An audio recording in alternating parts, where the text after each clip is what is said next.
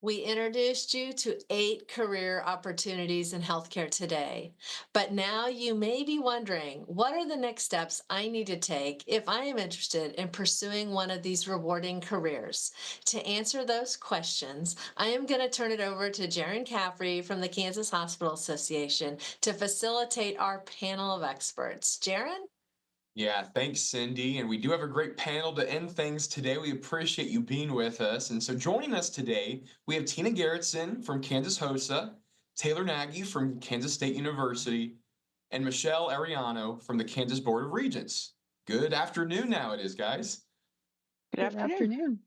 So we'll start our panel discussion with Tina Garrettson, Kansas HOSA, future health professional. She's a state advisor. And so, Tina, we've heard a lot today throughout all of these different occupations. Maybe start by just telling us specifically with HOSA, what is HOSA for those that might not be familiar, and why might students want to consider getting involved in HOSA if they might have that opportunity available? Sure, thanks. And thanks for everybody for joining us today. Kansas HOSA is a career technical student organization that is 100% healthcare focused. So other organizations that students may know is FFA, FBLA, all of those organizations. We are like those, but everything we do is through a healthcare lens.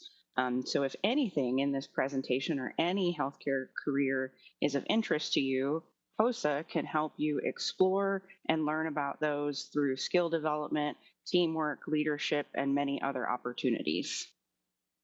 And Tina, I've had the opportunity to take more of a front row seat to see and know there's a lot of expansion. More schools now than ever have a HOSA chapter.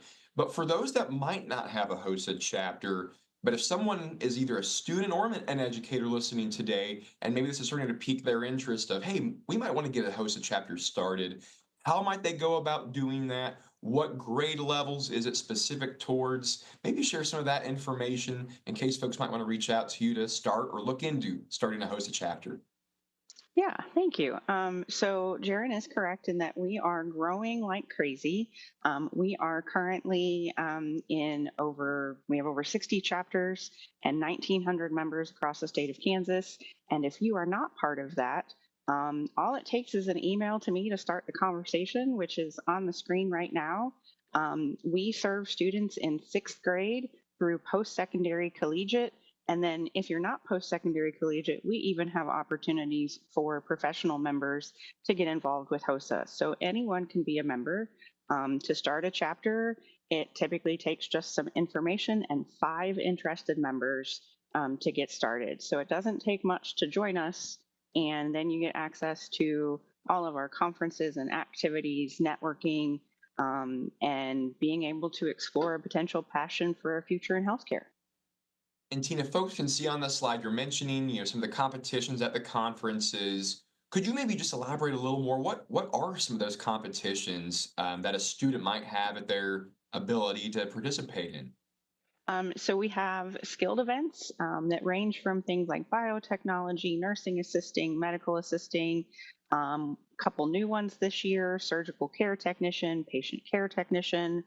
There are teamwork ones. Some of my favorites are the biomedical debate and HOSA Bowl, which is kind of like a scholars bowl that's healthcare related. And then we also have leadership events like prepared speaking, um, everything. The skills run the gamut. There are over 90 competitive events offered and internationally, and we offer almost all of them in Kansas as well. Well, and so it sounds like there's plenty of opportunities to go around for whatever you might be interested in your skill set. So maybe the last question, Tina, and then we'll keep things rolling. So for those that are attending today, let's say they are middle or a high school student, what should they specifically look at, consider doing while they are in high school, besides potentially joining or starting to host a chapter if they're interested in pursuing a healthcare career? I can't state enough to look for opportunities to get involved. So, volunteering, internships, shadowing, make connections now and connect with people that could be potential mentors down the road and find ways that you can start exploring. To quote a student, it's a really simple thing. But last year at one of our conferences, a kid commented, I learned how to take blood pressure today and I found out I actually liked it. And something like that can have a huge impact because if you're going to be a medical assistant, you're going to be doing blood pressure a lot. So you want to know you like it before you're going to be doing it every single day. That's a great point. Well, Tina, thank you for being here on the panel. And we do have Tina's contact information in the chat. We encourage you to grab that. And of course, for all of the panelists, we'll have their information. If you want more detail from them, we'll have that in the follow-up email. But Tina, thank you. And shifting gears slightly, Taylor, we have you here from Kansas State University. And so, Taylor, to kind of kick this off, maybe first off, tell us a little bit about your role at K-State, but also what might students, building maybe off of what Tina just started to share, how can a student prepare for taking maybe certain courses while they're in school before they're at the more post-secondary level? But overall, just how can they prepare if they're also interested in pursuing a healthcare program in general? Absolutely. Hello, everyone. My name is Taylor. I am a health professions advisor at Kansas State University. And my job spans all the years of a student's experience in college. So, freshman through senior year, I'm helping students think about the classes they need to take to be eligible to apply to the programs they're interested in. And when they might take those classes. I help them think about extracurriculars that can help them become competitive and extracurriculars that they specifically are interested in. I'm not in the business here of just making cookie cutter applicants. I want to help students think about what you're genuinely interested in and how we can put that together to make a competitive application. And then I also help students with the application process, reviewing personal statements and essays. Sometimes I'm just there to sit with students when they hit the submit button because it's scary. And then I also help with doing mock interviews and things like that along the way. So I'm here for the whole journey, which is a really fun part of my job, is to get to see students all the way from the beginning to the end. As it relates to experiences that you can pursue as a high school or middle school student. I fully agree with Tina. I emphasize with my high school and beginning of college students that shadowing and volunteering are of critical importance as you explore your options, because it can show dedication to the profession on your future application, but it also helps you determine, like, is this really what I want to do? Sometimes students shadow and they're like, actually, that career wasn't really what I thought it was going to be. And then they shadow other health careers and maybe it more aligns with their values or their work interests. And that's okay. Knowing what you don't like is just as important as knowing what you do.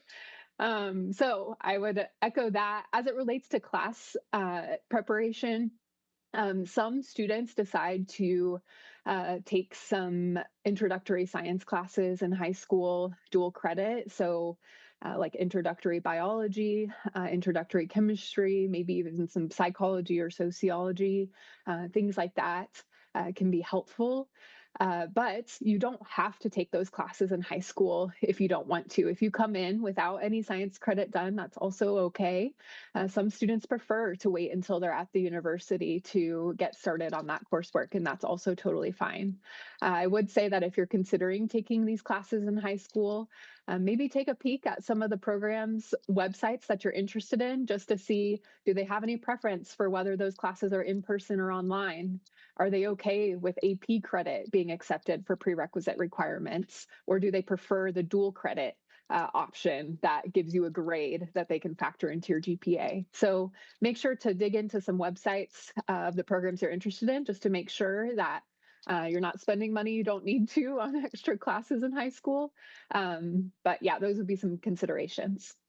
And Taylor, I know, with Tina and HOSA, that was more, traditional student focused, if you will. And I know you shared some information on, referencing that audience as well. But if there were adult learners or second careerists, it sounds like maybe they could still reach out to you, and, your services and helping advise them with some of those things would completely still be applicable. Is that correct, for folks on the line?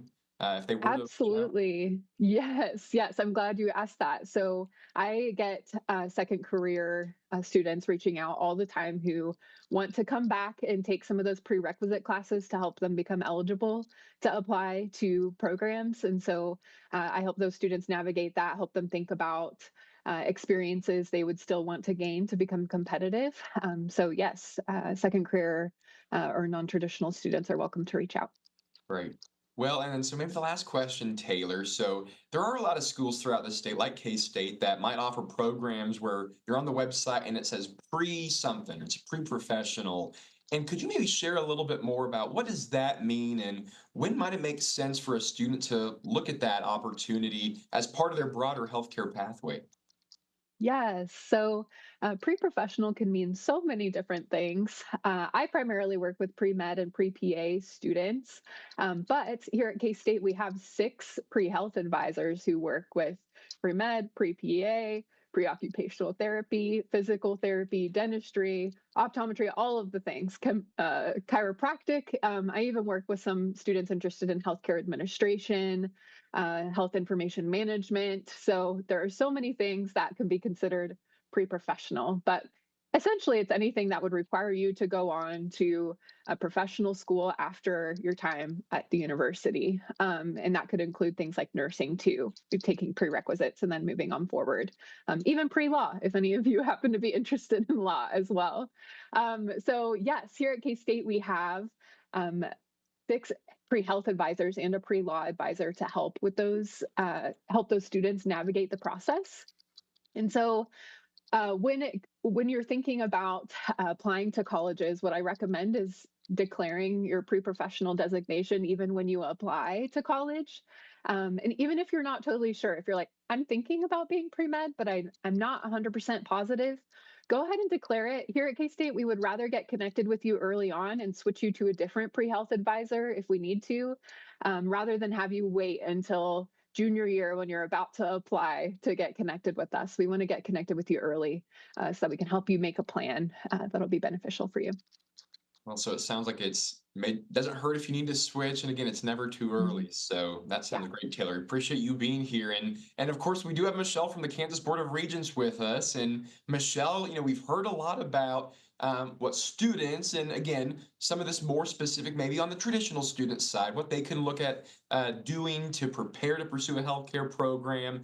But folks that are listening today and have been listening, whether they are a traditional student, but again, we do have many of those adult learners, second careerists, non-traditional students, all of the above. Everyone wants to, be cognizant of what scholarships or financial aid resources might be available, specifically in Kansas as well. And so, Michelle, I just wondered if could you share some of that information about what are the resources, both broadly and certainly healthcare specific, that whether you are a traditional learner, a traditional student, or if you are more on the non-traditional track, what are some of those opportunities that folks can be aware of to help pay for their education or training?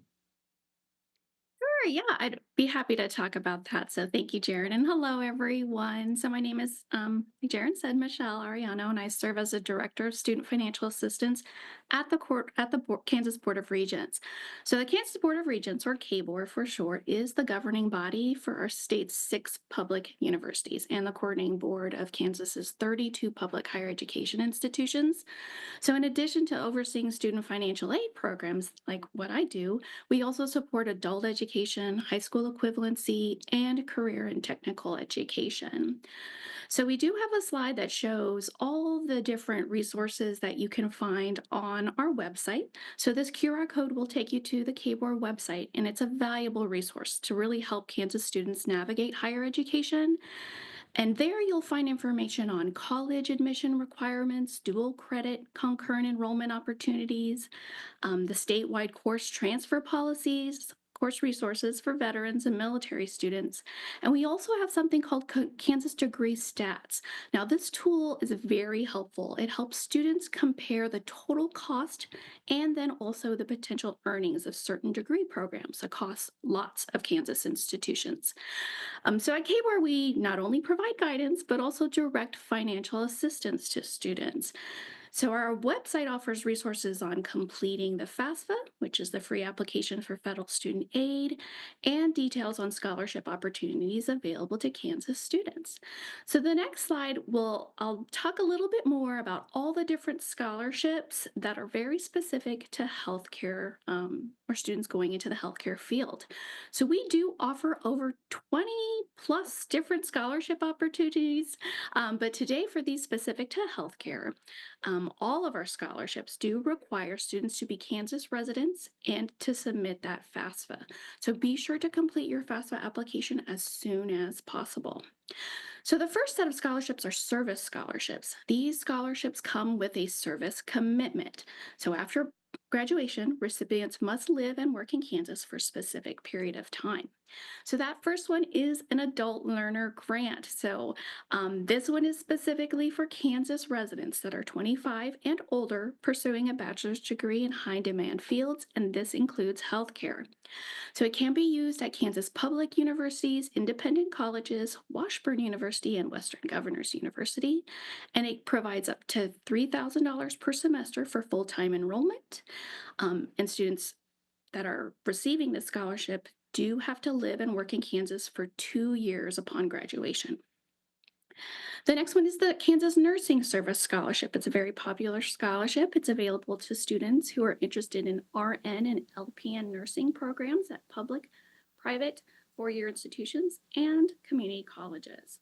So the awards for this, RN students will get $3,500 and LPN students get $2,500 per year. This does require a commitment of 1 year of nursing practice. They must live and work in Kansas each year that they receive the scholarship. The next one is a very popular scholarship called the Kansas Promise Act Scholarship. So this is available at community colleges and technical schools for students in high wage, high demand fields, which includes healthcare, and students must meet certain income guidelines to be eligible. This covers full tuition, required fees, books, and supplies, and it provides up to a total of $20,000 or a max of 68 credit hours. So whichever of those comes first. Students must complete their program within 36 months, though. This is a service scholarship, so recipients must live and work in Kansas for 2 consecutive years after program completion. So the next group of scholarships are need-based or merit-based scholarships. We have a very large one called the Kansas Comprehensive Grant, and this is awarded to students who have high financial need. It's available to 6 state universities, Washburn University, and 18 private institutions. And awards range from $100 to $10,000 at private institutions and $100 to $4,000 at public institutions. So priority is given to students who meet their institution's FAFSA deadlines. So it's very important to turn in that FAFSA early. The next one is a new scholarship. It's the Kansas Education Opportunity Scholarship. So this new scholarship supports first-generation college students, so students who are dependents of individuals who have not completed a bachelor's degree, or dependents of Kansas teachers and Kansas paraprofessionals. So it is both need-based and a merit-based scholarship, and priority is given to graduating high school seniors entering their first year of college. And this provides up to $1,850 per academic year. Available for students going to Kansas universities, independent colleges, Washburn University, community colleges, and technical colleges. So our last one is specific to healthcare as well, and this is the Career Technical Workforce Club Grant. It is eligible for other technical education programs, but healthcare is one of them, and it's for students going to technical schools, community colleges, and state universities that have these types of programs. Awards are up to $1,000. And priority is given to students with financial need. So these are just a few of the many scholarship opportunities available to Kansas students. If you have any questions at all or need more details, please do not hesitate to contact our office. Well, Michelle, I appreciate it. It's a lot of information, but at the same time, that's a great thing because it means there's probably opportunities for folks to have other organizations, other resources, the state that is really being able to pay for some of that education, and especially when we're looking at healthcare. So I appreciate you walking through all of those things. And could you maybe just share one more time on the nursing service scholarship, the dollar amounts, Michelle? I think there was maybe a slight audio cut out at one point. So I, at least on my end, I might have missed that. Could you remind folks for the LPN and RN components of that, what that might be? Yes, so for the nursing service scholarship for the RN students, it's $3,500 for the year, and for LPN students, the scholarship is $2,500. Perfect. Well, thank you, Michelle. It's incredibly helpful, and to all of our panelists. And before we check the chat rather to see if there's any questions for one final time, we do just want to spend one moment as we're talking about next steps to remind folks that there are healthcare apprenticeships that are new opportunities that both students, but also those that are already in the workforce could consider taking advantage of to earn while you learn. And you've heard apprenticeships mentioned a few different times throughout some of the different segments. And Kansas has youth and pre-apprenticeships in case you might be interested in starting a part-time job in high school to get your foot in the door, but also to begin your career. And there are a wide variety of healthcare occupations that you can pursue an apprenticeship in, particularly if you are someone that is already working in the workforce and looking at advancing your career. So we encourage you to scan the QR code rather that's on your screen for more information, and we will absolutely share more information and a follow-up email afterwards, as we mentioned also throughout the day today. So Cindy, I do just want to pause before we wrap things up if there were any other questions for our panel. Yes, we did have one question from the chat that hasn't been addressed. It's a senior in high school that does not have her CRNA yet, or CNA, excuse me, her CNA, and she wants to get an RN. So does she need to get the CNA before she goes to college?